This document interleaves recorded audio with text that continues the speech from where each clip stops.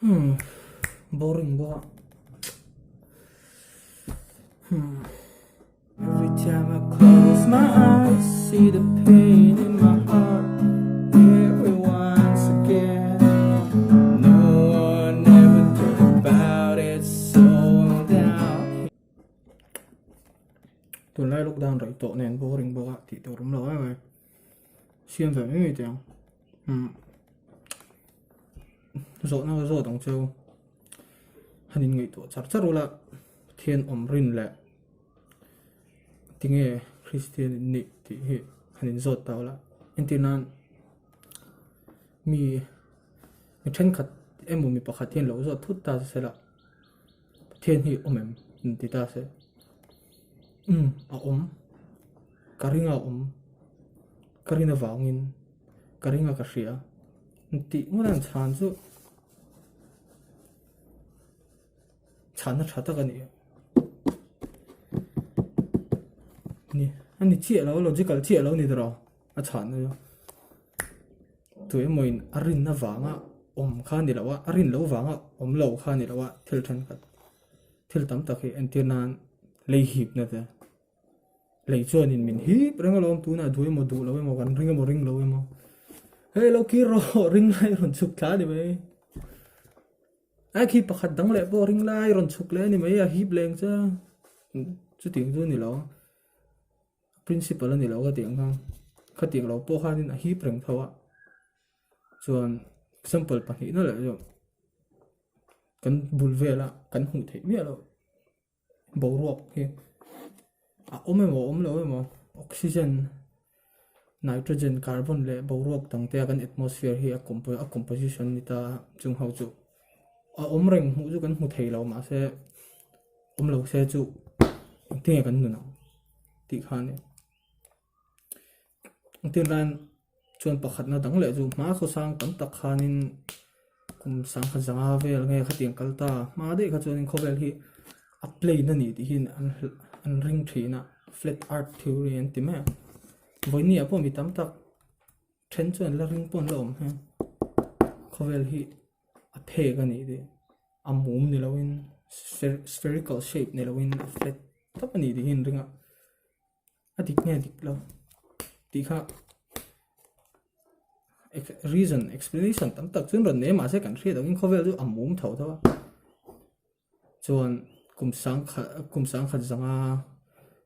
ad sang kha zaruk ad copernican revolution khan ti me khata khanin kan ni hi a center a omani khovel hi center a omlo ani ti kha tiang khan revolution scientific community a han ron pong chok tana khata han mi pui tam takati cậu thần roman catholic hậu anh lâu khát chuan in an pom pui đủ thắt lawa kami wang khanin galileo te poka house arrest te ponani anong khamo kum zanga kalta vel khan ma se chu ka sai tum ni lo ka sai tum bera jok chu an ring lo mo khovel ni kha chu a center a tho thowa kan khovel li revolves around the sun ni ki a hel ki ni me chu tiang chu nia chuan min lo zot ta se la atinge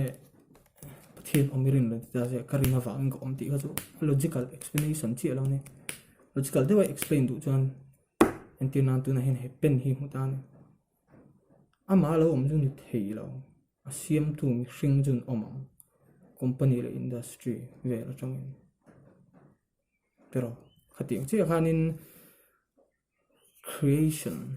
thil siam te in indila tlang te ransa te mihring te